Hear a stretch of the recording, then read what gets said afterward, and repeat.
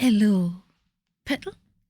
Well, seeing as chapter 8 is only 5 pages, I thought I'd give you a little bit extra today and do 2 chapters in one day, because that's, I've been a bit slacking the whole year really. But I did actually, to be honest, I did take a break for the last few days, just purely because of looking after my cat and stuff like that. You know how it goes. Sometimes the headspace just isn't there. But I love coming to see you. So what we're going to do then, we got another little chapter for today of Here Comes the Sun by our darling Mr. Thomas of Holt. And I'm just going to do it as a little add-on to the other one. So, 2 in one day as a sort of being an absolute flaky person this year. But, you know how it is. You know what's been going on. It's one thing after a bloody another this year. Oh, my goodness. So as ever, my darling lovelies, if you could hit the like button, notifications bell, share and subscribe, la-di-da-di-da, rah-rah-rah. Here Comes the Sun, chapter 8. It was lucky that the mayor's office was on the top floor of the City Hall building. Had it been anywhere else, it would have been flooded out, with grave consequences for the smooth and efficient administration of the city. As it was, the nerve centre of the governmental system was intact and functioning, which made up to a certain extent for the fact that the rest of the system was under 3 feet of muddy water. The mayor, a pragmatist whose electoral image was early laid-back pastoral, had decided to face a challenge posed by the inundation, borrowing a hat with some hooks stuck into it and hanging a sign on his door handle which read, "Gone Fishing." "Come in," he said in answer to the knock on the door. Then he frowned. "How did you get in here?" he asked. Jane came in, shooed out an inquisitive crocodile with her handbag, closed the door behind her, smiled and sat down. "Easy," she said. "I walked." The mayor was about to argue when he caught sight of the bright blue badge. For some reason, which his mind couldn't adequately process in the time available, it seemed to explain everything. "Well," he said, "we've got a problem, right?"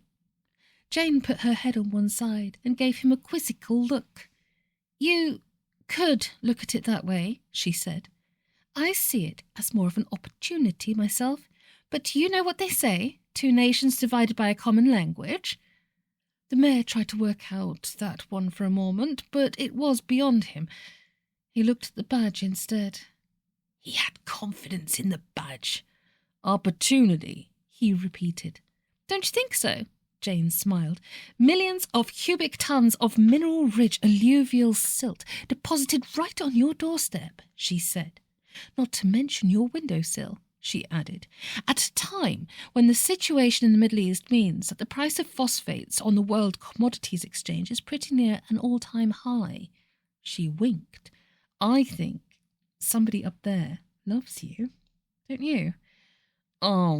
Said the mayor. He could feel a sort of prickly itch in the small of his back. "Mineral rich, you said?" "Very much so," Jane replied confidently. "Pump out the water and carry it away and sell it. Simple as that. I suggest you put it out to commercial tender." She stood up and straightened her skirt. "Then you use the proceeds to rebuild the city, you see. And, well, I don't have to tell a man of your obvious intelligence and sensitivity what a wonderful opportunity this will be to get on with all those wonderful slum clearance and highway improvement projects you've been talking about all these years, show the voters that you really are a man of your word, that sort of thing. But I expect," she added sweetly, "I can leave all the details to you." On her way out, her high heels pecking at the surface of the water as she went, she met the charge hand. He had a full bucket of water in each hand and was trudging slowly east. "You needn't bother with all that now," she said brightly. "I've sorted it. We'd better be going." "How do you mean, sorted it?" demanded the charge hand. "I mean, who's going to clear up the mess?" A crocodile, the size of a middling to large park bench, waddled towards them, jaws agape. Jane tossed it a peppermint, and it retreated, coughing. "The mortals," she replied. "Coming?" The charge hand frowned. "Well, they want paying," he said, "because there's not much left in petty cash after we bought a new handle for the mop, and you can't go using the cocoa money. The lads won't stand for it." "They'll do it for free," Jane replied. "Now, Hurry up and get rid of those buckets, and then we'd better nip over to Egypt. The charge hand rubbed his chin. He didn't want to be caught out a second time. That's Egypt in Africa, right? He said. More or less, Jane replied. They don't know it yet, but they're just about to discover that this is a heaven-sent opportunity to build hydroelectric plants without the water getting in the way, all right? The charge hand furrowed his eyebrows, and then he caught sight of the badge on Jane's lapel. It was very bright and singularly blue. Yeah, he said, relieved. Right. That's a pretty good idea, that is. Ingenious, Ganga said, leaning forward and switching off the monitor. Don't you think? Novel, certainly, Staff replied. He put the tips of his fingers together and frowned. Not all that novel, Ganga replied. It's been done before. Basically, it's just persuading the mortals to turn our mistakes to their advantage. And you've got to admit it's worked out all right in the past. Think, he added with an involuntary grin, of manna. In spite of himself, Staff grinned too. The manna story was an old chestnut in the departmental circles, the story of how a containerized shipment of manna had got spilt all over the Sinai desert once upon a time, just as a party of mortals came wandering along and walked right into it. The fortunate part of it was that although the public servants knew precisely what manna was, hence the departmental expressions, dropping someone right in the manna and up Manor Creek without a paddle, the mortals had never come across the stuff before and were quite remarkably taken with it. Maybe you're right, Staff said, but I'm not denying the girl has. He paused, while the librarians of his mind shuffled their card indices furiously. Talent? But that's not what I'm mainly concerned about. There's a lot of people out there with talent, and some of them, he admitted, mortals. Most of them. Ganga interrupted softly. Staff didn't contradict him. On the other hand, he went on, talent's no use if using it is counterproductive. If it rots the boat. Ganga frowned. It strikes me, he said, that nobody notices very much if you rock the boat when it's sinking rapidly anyway. Don't you believe it? Staff replied sharply. I read a book once, he added, and Ganga noticed with surprise that his voice had dropped rather low until it was scraping its hubcaps on furtiveness. Social interaction in the workplace, it was called. There was a rule in it. Get away. Staff scowled. Don't be so bloody funny, he hissed. It's a prohibited book, I'll have you know. Ganga nodded. I'm sorry, he said. I was forgetting where I was. Where I used to work, remember? All we're allowed is prohibited books. I remember the scandal once when someone smuggled in a copy of the Swiss Family Robinson. They were fighting like maniacs to get a hold of it. Staff blinked and paused until he could remember where he had got to. Anyway, he said, this rule said that in order to preserve the natural equilibrium within an enclosed workplace, the pressure of internal paranoia rises to counterbalance the level of external pressure from without. It's a well-known phenomenon, apparently. I think I get you, Ganga replied, stroking his chin. Sort of. If you can't stand the heat, knife the chef. Staff raised an eyebrow. You could say that, he replied. What I'm getting at is, the worse things get, the more touchy and difficult the high-ups are going to be about anybody trying anything that isn't, well, you know, done. Not a lot is done around here these days. Ganga couldn't help replying, especially maintenance. But I think I can see what you're getting at. This is one sinking ship where the rats are staying put and everyone else is leaving, yes? Staff fiddled with his propelling pencil. No, it's not a frickin' love propelling pencils. The twisty ones more than the clicky ones, but they're just because I keep diaries, you see. I keep diaries and journals, but everything I do I write down in my diary as well as put it in my electronic calendar on my computer. You know, all this sort of thing. I sound so old there, my electronic calendar on my computer. So I've got my diary on my computer, I've got my paper diary, so they're all backed up and I know what I'm doing at any one time. But, as I was saying, the twisty propelling pencils are better than the clicky ones because they don't break as much and they've got a nicer lead that's finer, not so heavy and doesn't get so messy. I digress. Staff fiddled with his propelling pencil, breaking the lead. Indeed, he said. So we've got to be careful, in other words. Yes. Right. Ganga stood up and put his hands on the side pockets of his jacket, his thumbs remaining outside. So we'll be careful. No problem. What will we try her out on next? Rocco Consanguinetti was one of those people who do one thing at a time and do it very well. At the moment, he was making a pizza, and he was concentrating. The result was obvious. It was the sort of pizza that would get hung in the Metropolitan Museum of Art one of these days if some thoughtless idiot didn't eat it first. Rocco, for Christ's sake! His sister Rosa's head snaked around the swing door and scowled at him. There's people chewing the tablecloths out there. How long does it take to make a pizza? It takes as long as it takes, Rocco replied without looking up. He had had a feeling that he had used one olive too many, and Rocco felt about waste the same way nature feels about vacuums. Give them some more bread or something. Rosa scowled at him. Bread costs money, Rocco, she replied. Also, if hungry people stuff themselves full of bread, they make do with antipasti. They don't want the main course as well. They certainly don't order ice cream to follow. We ought to bank money, Rocco. Work faster. But her brother merely set his jaw and studied the pizza from another angle. He had been wrong. The 10th olive was indispensable. Finished? No. Oh, foray! Rosa retracted her head, and Rocco started to lay the pepperoni, slowly, one slice at a time. A double Roman isn't built in a day. The jaw he had set was rather a remarkable one. It projected. It had magnitude.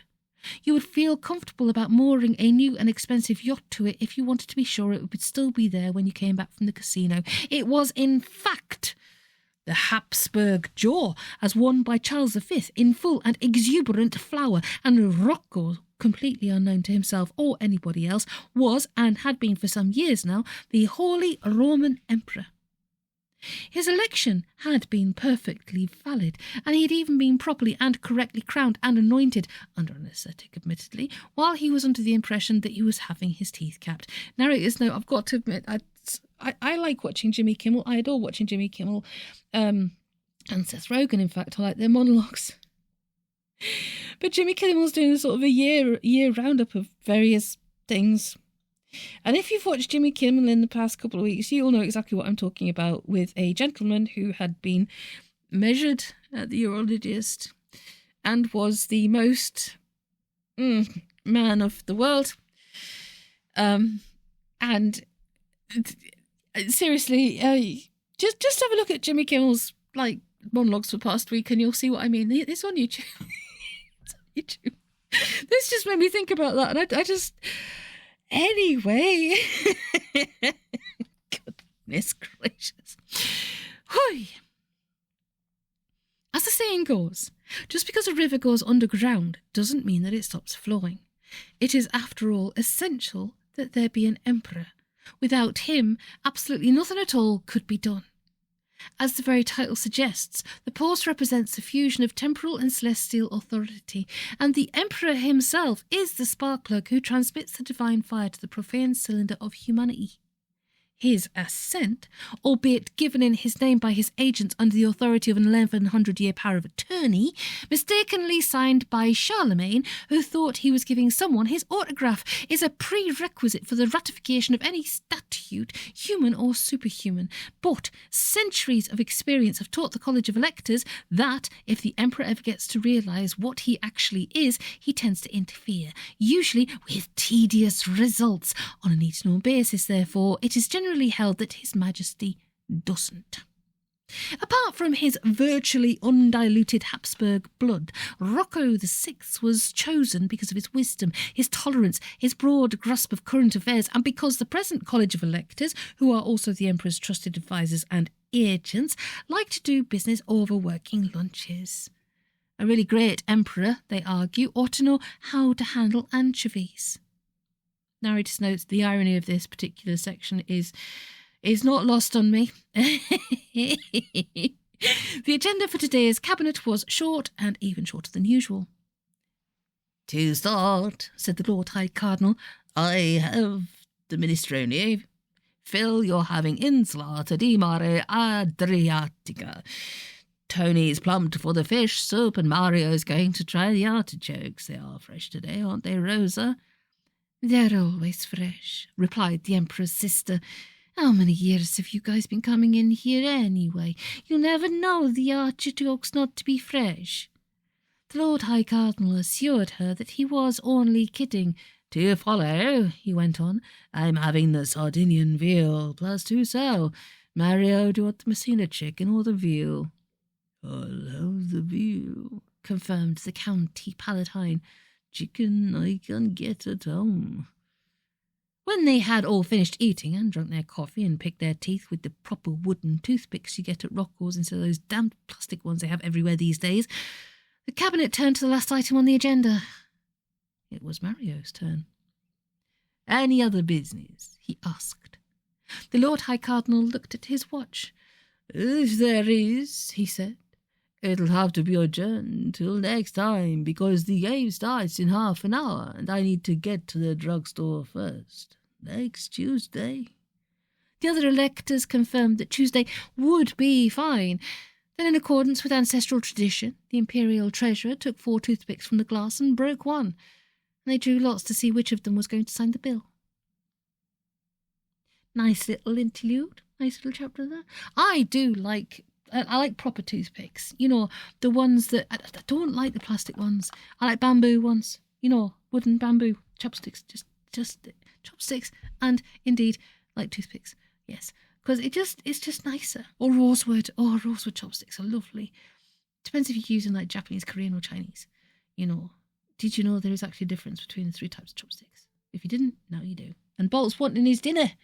Honestly, he's had biscuits this morning. Bolt is my biggest black cat. He's got a teeniest, tiniest white bib. He's got gingivitis, so he's only got one massive fang. He's a very beefy cat. He's a bull of a cat. But he's got this meow that's like, you know, like ducks quack don't have an echo. His meow's like that. It's like, meow. It's really weird. You know, I can meow like every single one of my cats because that's what you do. You learn and you talk to them and you do their meows at them and they're kind of like you and you do your slow blink and yeah. He's not the one that's poorly. Dengar's poorly. And if you can... here's a little one.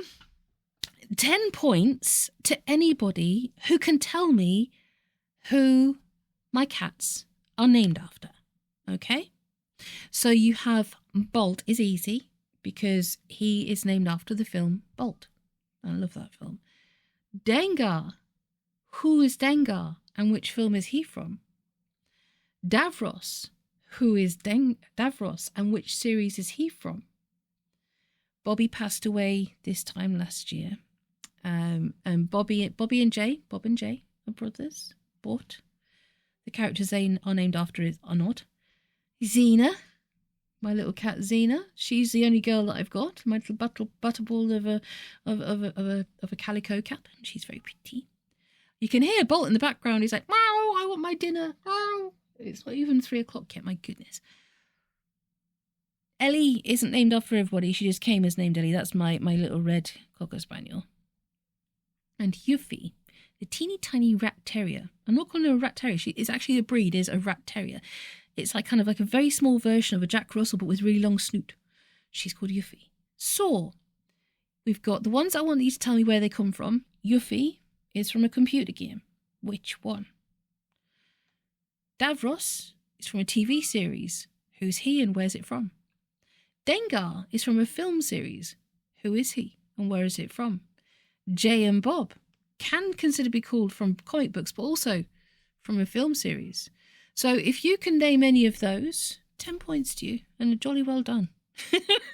So nice little bit of a quizzy game for the end of this one. And my cat, honestly, Bolt is going nuts out there. He's already had his bickies today. He's had his breakfast today, and he's just yowling to come back in here and sit behind me chair. Hey, the nightmare is I've got a black cushion for him behind me rolly chair here.